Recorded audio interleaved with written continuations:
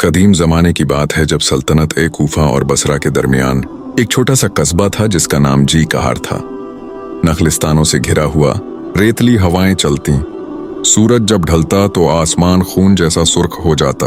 रात को चांद इतना चमकता कि रेत पर चांदी बिखरी हुई सी लगती और सितारों की चमक ऐसी कि लगता जैसे अल्लाह ने आसमान पर मोतियां छिड़क दिए हों। जब हवा चलती तो खजूर के पत्ते सरसराते और लगता जैसे कोई पुरानी कहानी सुनाई जा रही हो, कोई बूढ़ा मुसाफिर बैठा हो और जमाने की बातें सुना रहा हो। इसी कस्बे के एक कोने में खजूर के एक बहुत बड़े दरख्त के साए में एक मिट्टी का सादा सा घर था, जिसमें अबू अल्लैस बिन हारिस बिन अदी अपनी बीवी उम्मे सलीमा, 4 बेटों याकूब, जैद, इमरान, सालेह, एक पुरानी बकरी जिसका नाम जहरा था, 2 मुर्गियां जिन्हें वो रोज खजूर के दाने डालते थे, एक बूढ़ा कुत्ता जिसका नाम कैस था और जो घर के दरवाजे पर पहरा देता था, और सबसे अजीज एक सफेद अरबी घोड़ा रद के साथ रहाइश पजीर था। अबू अल्लैस उम्र भर मेहनत मजदूरी करता रहा। सुबह सवेरे उठता, फज्र की नमाज पढ़ता, फिर खजूर के बागों में काम पर निकल जाता। कभी ऊंटों को पानी पिलाता, कभी बाजार में लकड़ियां बेचता, कभी काफिलों के साथ शाम तक का सफर करता, कभी बसरा से नमक लाता, कभी कूफा से कपड़ा, कभी बच्चों के लिए खजूर का गुड़ लाता, कभी बीवी के लिए रंगीन चादर, कभी ईद पर बच्चों को नई जोड़ियां, कभी मेहमानों के लिए बकरी ज़बह करता, कभी पड़ोसियों की मदद करता। जो कुछ कमाता उससे घर चलाता, बच्चों को खजूर और दूध पिलाता। कभी कभार ईद पर एक एक नई जोड़ी देता और दिल में ख्वाब देखता कि एक दिन उसके बेटे बड़े होकर उसका नाम रोशन करेंगे, कूफा में दुकान खोलेंगे, या सुल्तान के दरबार में ओहदा पाएंगे, या कम अज कम इतना समझदार हो जाए कि घर का खर्च उठा सकें। इसकी सबसे कीमती दौलत एक सफेद अरबी घोड़ा था जिसका नाम रद था।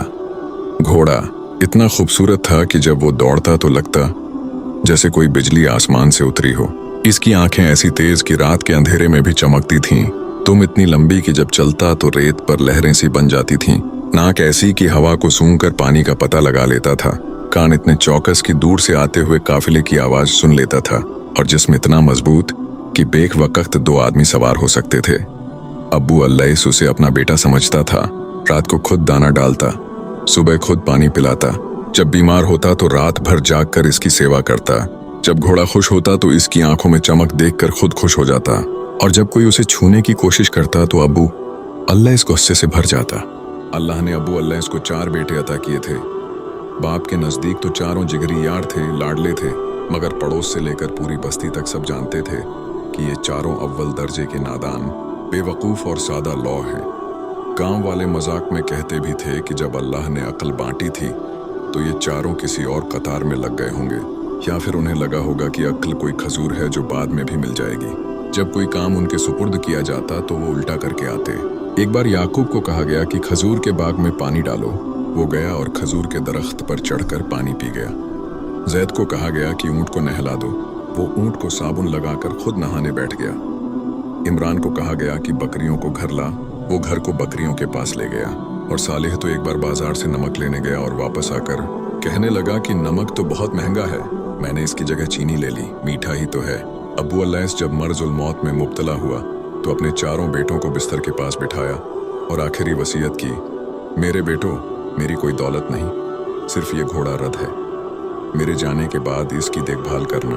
ये तुम्हारा भाई है, इसे कभी दुख न पहुंचाना, इसे अच्छा खिलाना पिलाना, इसकी जीन साफ रखना, इसके नाल ठीक करवाना, इसे रात को अच्छी जगह बांधना, दिन को छांव में खड़ा करना, इसे कभी तन्हा न छोड़ना, इसे प्यार से पुकारना, इसके कानों में अच्छी बातें कहना।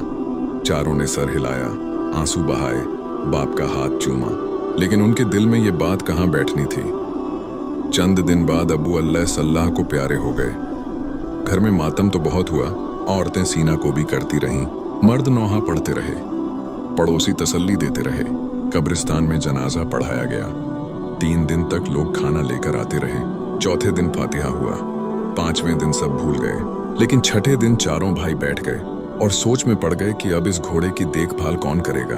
याकूब बोला, भाइयों, हम में से कोई भी तो घोड़े की देखभाल नहीं जानता।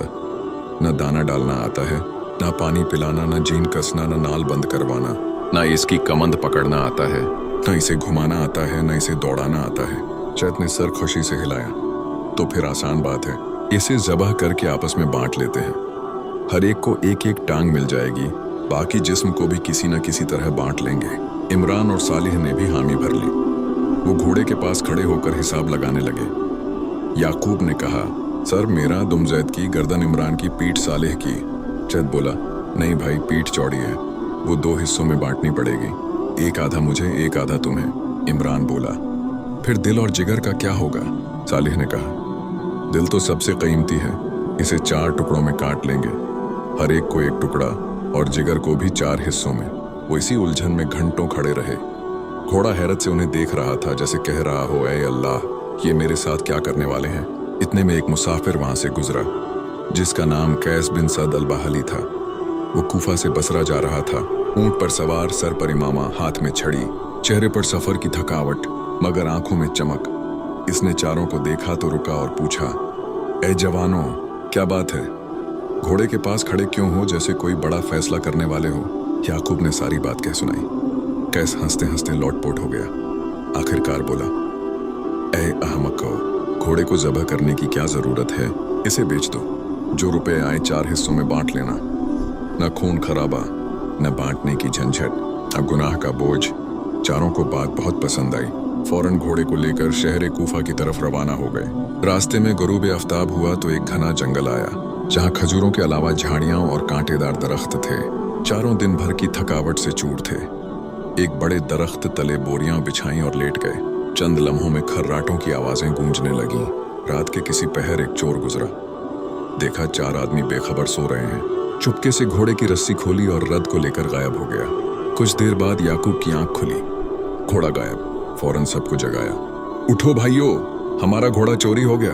जैद ने अंगड़ाई ली और बोला, सो जाओ, जरूर रमजान बिन जैद ले गया होगा, सुबह देख लेंगे। बाकी सब फिर सो गए। सुबह जब सब उठे तो रमजान बिन जैद को ढूंढने निकल पड़े। रास्ते में ऊंट के पंजों के निशान देखे। याकूब बोला, ये ऊंट के निशान हैं। जैद ने जमीन को छूकर कहा, नर ऊंट है, दाएं तरफ का वजन ज्यादा है। इमरान ने कहा, बाएं आंख से अंधा है, इस तरफ निशान हल्के हैं। सालिह ने रस्सी के निशान देखकर बोला, रस्सी तोड़कर भागा है, यहाँ रस्सी का घिसा हुआ निशान है। आगे चले तो एक शख्स परेशान हाल दौड़ता आया। भाइयों, कोई ऊंट देखा? चारों ने एक साथ सारी बातें दोहरा दी। वो शख्स हैरान, बाल कल दुरुस्त, बताओ कहाँ देखा? चारों बोले, हमने ऊंट तो देखा ही नहीं, आगे तलाश करो। वो शख्स चीखा, तुम सब कुछ जानते हो और कहते हो देखा नहीं? जरूर तुम ही चोर हो। चलो सुल्तान हारिस बिन कैस के दरबार, वही फैसला करेंगे। अब पांचों दरबार की तरफ चल पड़े। रास्ते में औरत के कदमों के निशान देखे। याकूब बोला, औरत के पंजे हैं। जैद, घर से नाराज होकर निकली है, कदमों में गुस्सा झलक रहा है। इमरान, हामिला है, कदम भारी है। साले, रात के वक्त भागी है, निशान गहरे हैं। आगे एक शख्स रोता हुआ आया, कोई औरत देखी? चारों ने फिर वही बातें दोहराई। वो भी उनके साथ हो लिया। अब 6 अफराद कूफा पहुंचे तो एक से पूछा, रमजान बिन जैद का घर? इसने साथ वाला घर दिखाया। दरवाजे से एक शख्स निकला, मैं रमजान बिन जैद हूं, बोलो। भाई चीखे, तुमने कल रात हमारा घोड़ा चोरी किया, वापस करो। रमजान हैरान, मैं तो घर पर था। भाई बोले, चलो सुल्तान के पास। अब सातों दरबार पहुंच गए। सुल्तान ने सबकी बातें सुनी। आखिर चारों भाइयों से पूछा, तुम्हारी सफाई में क्या कहते हो?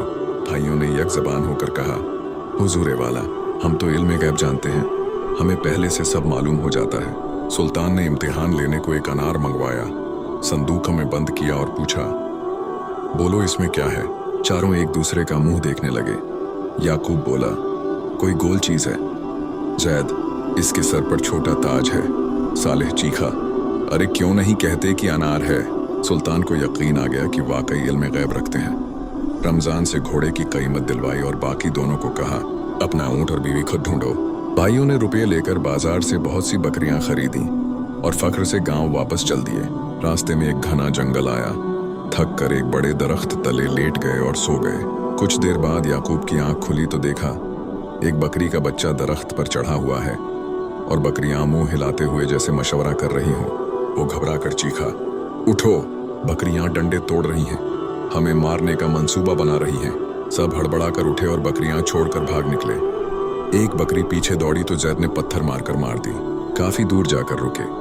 इमरान बोला, गिनती करो, सब हैं? याकूब ने गिना, 1 2 3, अरे चौथा कहाँ?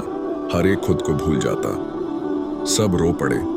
इतने में एक घोड़ा सवार गुजरा जिसका नाम मालिक बिन दीनार था। बोला, अगर मैं गिनती पूरी कर दूं तो इनाम। भाई, तुम हमारे गुलाम बन जाओगे। मालिक ने एक एक का हाथ पकड़कर गिना। 1 2 3 4। भाई खुश होकर बोले, वाह, अब हम तुम्हारे गुलाम हैं। मालिक उन्हें अपने घर ले गया और अलग अलग काम सौंपे। माँ की खिदमत, बैलों को खिलाना, फसल काटना, बकरियों की निगरानी। माँ वाले ने मक्खियां उड़ाने को डंडा उठाया और माँ पर ही मारा। यहाँ तक कि बुढ़िया जान से हाथ धो बैठी। बैल वाले ने बैल जबह करके सर भूसे में दफन कर दिए। फसल वाले ने खेत चला दिया। बकरियों वाले ने कुत्तों को बकरियां खाने दी। मालिक वापस आया तो सब कुछ तबाह। आखिर कहाँ? खैर, तुम नादान हो, मुआफ किया। फिर आखिरी काम दिया, कब्रिस्तान जाकर कान के बराबर गहरी कब्र खोदो। वो गए, एक बेलचा मारा, दूसरे ने कान लगाकर कहा, कब्र बड़ी हो गई। कब्र छोड़कर वापस आ गए। मालिक लेकर गया तो कब्र न मिली। आखिर एक भाई बोला, ये देखिए, कान के बराबर कब्र। मालिक गुस्से से चीखा। फिर माँ की लाश लाने को कहा। वो चारपाई पर लाश डालकर दौड़े। रास्ते में लाश गिर गई, उन्हें खबर न हुई। कब्रिस्तान पहुंचे तो चारपाई खाली। मालिक ने पूछा, माँ कहाँ? भाई, रास्ते में भाग गई। मालिक ने तलवार निकाली तो वो भाग खड़े हुए। एक बुढ़िया लकड़ियां चुन रही थी। पकड़कर चारपाई पर लिटाया और कब्रिस्तान ले आए। मालिक ने देखा तो घबरा गया। बुढ़िया रो रही थी। मालिक ने मुआफी मांगी, बुढ़िया को छोड़ा। माँ की लाश खुद दफनाई और इन चारों को धक्के देकर घर से निकाल दिया। इस दिन से जीकहार में कहावत मशहूर हो गई कि अक्ल अल्लाह देता है और जिसे न दे वो याकूब, जैद, इमरान और सालेह जैसा बन जाता है।